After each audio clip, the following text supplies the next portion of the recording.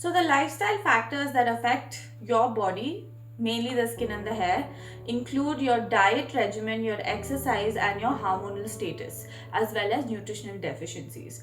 Hair in particular is very, very governed by the kind of nutritional deficiencies or hormonal imbalances you have.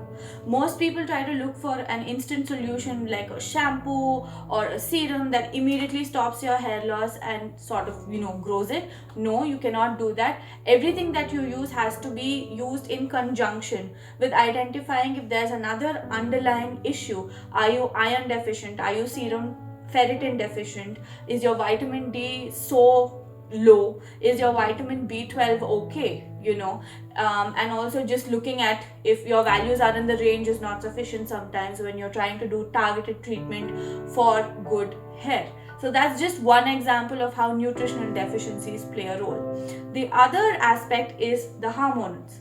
PCOS is something that plagues a lot of women and causes hair fall. Hair fall is just one symptom of the multitude of symptoms that PCOS causes, and it often is very, very distressing for the women. So the patient probably comes in with the single complaint of sudden unexplained hair loss and hair thinning and loss of volume, and we inevitably find out through our investigations that she's probably suffering from a hormonal imbalance, which of course can be corrected, but identifying it is the crux of the treatment before you start to just use your own knowledge or Google knowledge and try to medicate yourself. Most people are misinformed and most people misinform themselves. It could be a non-medical friend. Mostly I find relatives give the wrong advice. Everybody's experience is different. What might have worked for them might not work for you. What their issue is might not be your issue in the first place. So please consult the right person. That's the single most important thing that needs to be understood. You have to consult somebody who specializes in it. We studied 15 years to get where we are. So obviously that kind of information Google cannot give you in 15 minutes. So the first approach to tackle any issue is to go to the expert in the issue, get an opinion, understand it, investigate it, see what the problem is. Is it the same as what you were thinking it was, or is it not?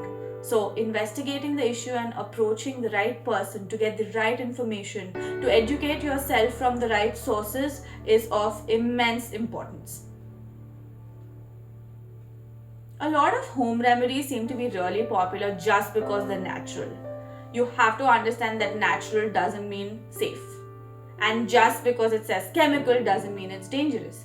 I keep telling all my patients every single day, it's a debate, it's an ongoing debate. I keep answering it all the time because we have evidence, we have research. Everything that's marketed naturally these days is actually not natural. What do you mean by natural? Even water is a chemical, it's H2O. So think about it very logically. Lactic acid that we, sort of give for a lot of things is nothing but your dahi. Citric acid is lemon, right?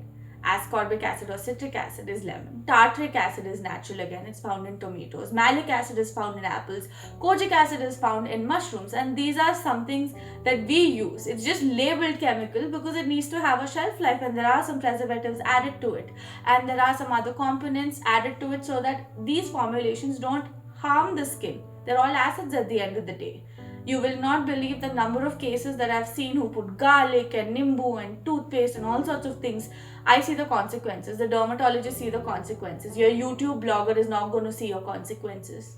Okay? They just worried about views. So the right information and the wrong home remedies can do more damage than anyone else. Please don't listen to friends and relatives. Oh, somebody told me this, somebody told me that. It's supposed to be good, it's supposed to be healthy. Please don't. We've also listened to a lot of it. So get the right information from your expert, and that is the first step that you need to make yourself better.